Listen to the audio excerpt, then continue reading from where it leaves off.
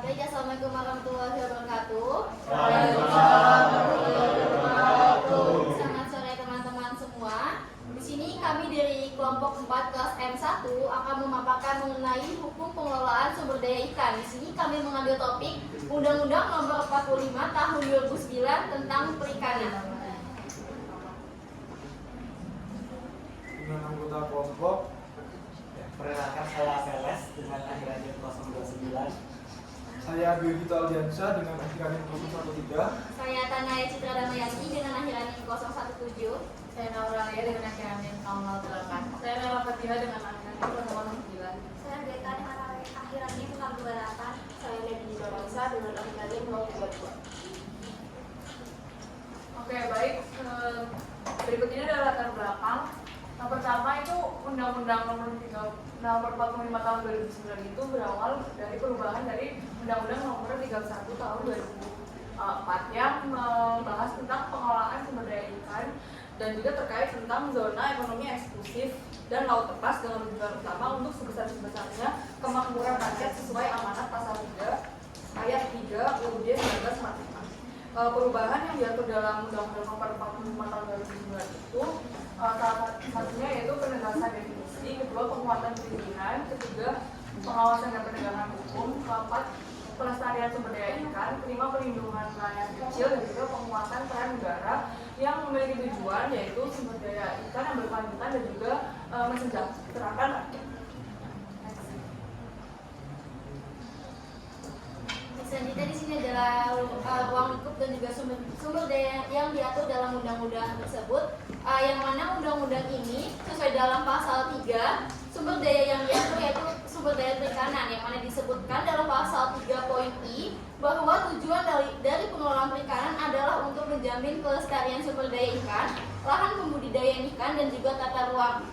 Selanjutnya ruang lingkupnya diatur dalam pasal 4 yang mana undang-undang ini berlaku untuk setiap warga negara Indonesia yang melakukan kegiatan perikanan di wilayah pengelolaan perikanan Indonesia.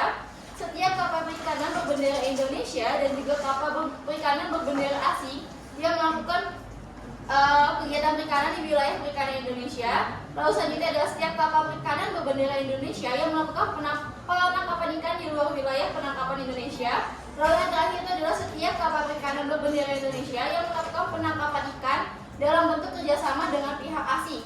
Yang mana pasal-pasal tersebut tertera dalam PowerPoint ini. Teman-teman dapat melihat pasal berapa aja yang mengatur peraturan mengenai pengelolaan perikanan. Untuk pasal-pasal sendiri dalam undang-undang ini sebenarnya tidak disebutkan secara jelas, yang mana undang-undang ini hanya mencantumkan pasal-pasal yang mengalami perubahan saja. Teman-teman dapat melihat pasal tersebut secara jelas dalam undang-undang sebelum revisi tersebut.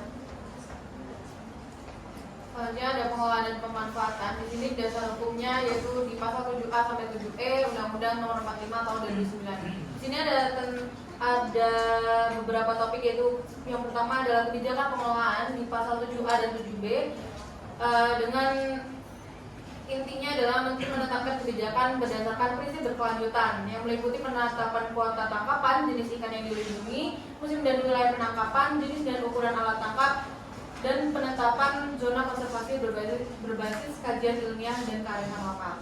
Lalu di sini ada pengawasan di pasal 7C, yaitu dilakukan oleh pemerintah pusat dan daerah untuk memastikan kepatuhan terhadap kebijakan pengelolaan. Selanjutnya adalah pemanfaatan di pasal 7D, yaitu diarahkan untuk menjaga keberlanjutan melalui pengaturan kuota, musim, wilayah, dan alat tangkap.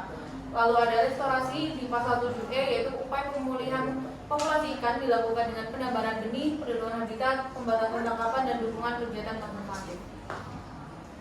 Selanjutnya di sini ada contoh-contoh implementasi di lapangan. Ada penetapan TAC, pembentukan KKPD oleh KKP bersama LSM dan masyarakat adat. Lalu ada patroli PSDKP untuk cegah illegal fishing, penggunaan alat tangkap non-destruktif seperti bubu dan gillnet, dan juga restocking benih ikan.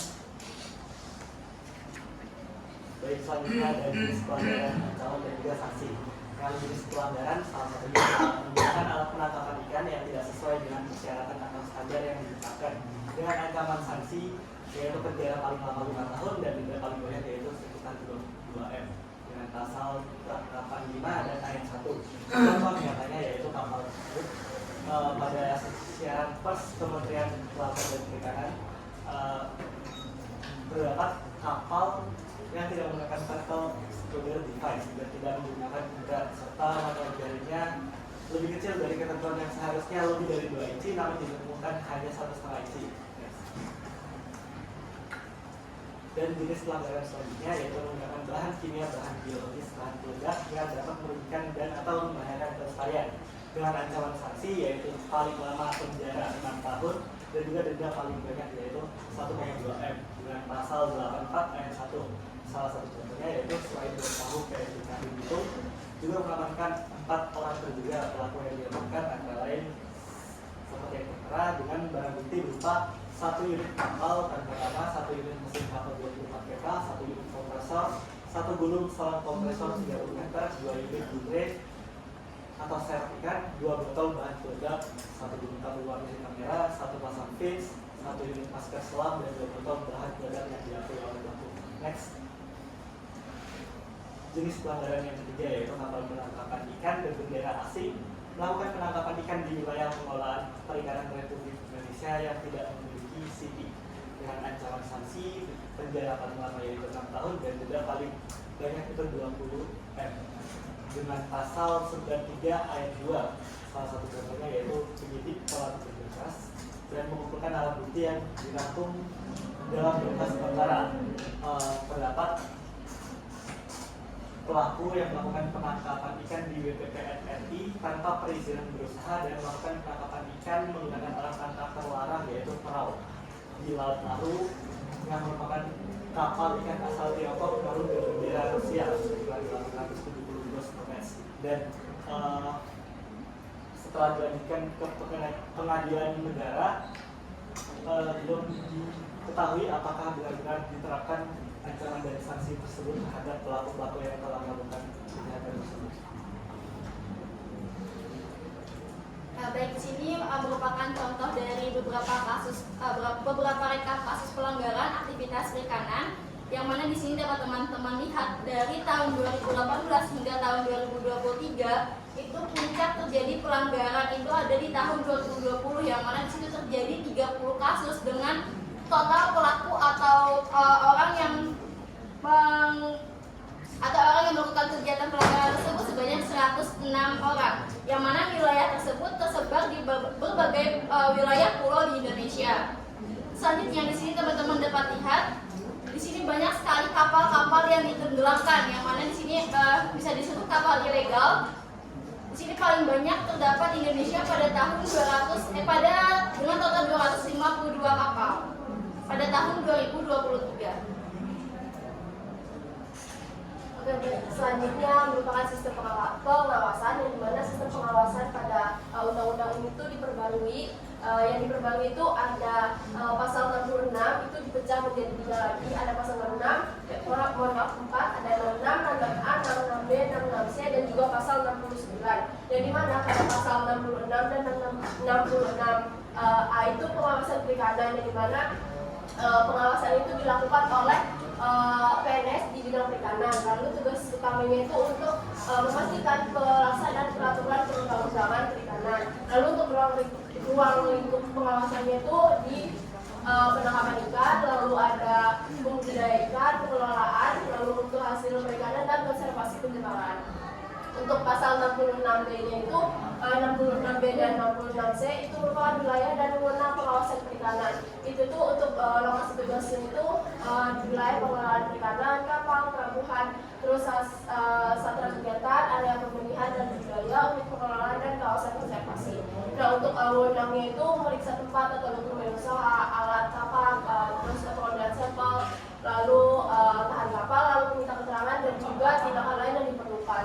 Nah untuk ini tuh wewenang itu dapat dilengkapi dengan kapal pengawasan, senjata api dan juga alat pengaman diri. Nah untuk kapal pengawasannya itu ada contohnya, itu kapal pengawasan kelautan dan perikanan itu ada kelas 1 dan masih banyak lagi itu ada sebanyak 34 unit untuk kapal pengawasan. Lalu untuk pasal 63 dan 68 itu merupakan dukungan pengawasan perikanan, di mana masyarakat itu dapat dilibatkan dalam pengawasan perikanan dan juga pemerintah itu menyediakan sarana dan prasarana pengawasan. Lalu untuk pasal 69 itu pengawasan kapal perikanan, yang dimana kapal pengawas ini itu bertugas untuk melakukan pengawasan dan penegakan hukum.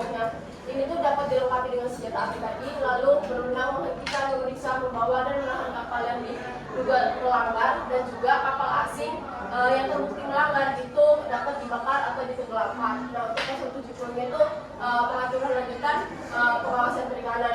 Ini merupakan berita atau contoh kasus yang pernah terjadi. Itu terdapat 5 kapal asing yang berasal dari Vietnam dan Malaysia yang melakukan pencurian ikan atau illegal fishing di perairan Kepulauan Riau, dan itu ditenggelamkan. Berikutnya itu peran pemerintah. Di sini dijelaskan pada Undang-Undang Nomor 55 Tahun 2009, yaitu pada pasal 14, 15A dan 18, yang mana UU ini mengatur bahwa usaha perikanan harus dijalankan sebagai sebuah sistem bisnis yang terintegrasi, mulai dari persiapan produksi, praproduksi, produksi, penangkapan ikan atau budidaya, lalu pengolahan hasil tangkapan hingga pemasaran. Dalam praktiknya, pemerintah membuat kebijakan tentang pembudidaya ikan dari tahapan produksi hingga tahap penjualan. Perputaran ikan impor juga sangat diperhatikan karena dikhawatirkan adanya ikan yang merusak ekosistem lingkungan seperti ikan arapaima. Di sini seperti mencegah juga menanggulangi. Peran pelabuhan juga sangat diperhatikan dalam proses penangkapan, pengepulauan serta penjualan karena berdampak langsung dalam siklus ekonomi nasional. Contoh pelanggaran yaitu illegal fishing, impor ikan ilegal, lalu penggunaan alat tangkap yang tidak sesuai. Yang mana di sini peran pemerintah dalam meminimalisir masalah yaitu peningkatan kapasitas nelayan, lalu pengembangan infrastruktur, lalu yang terakhir yaitu penggunaan teknologi yang berkelanjutan.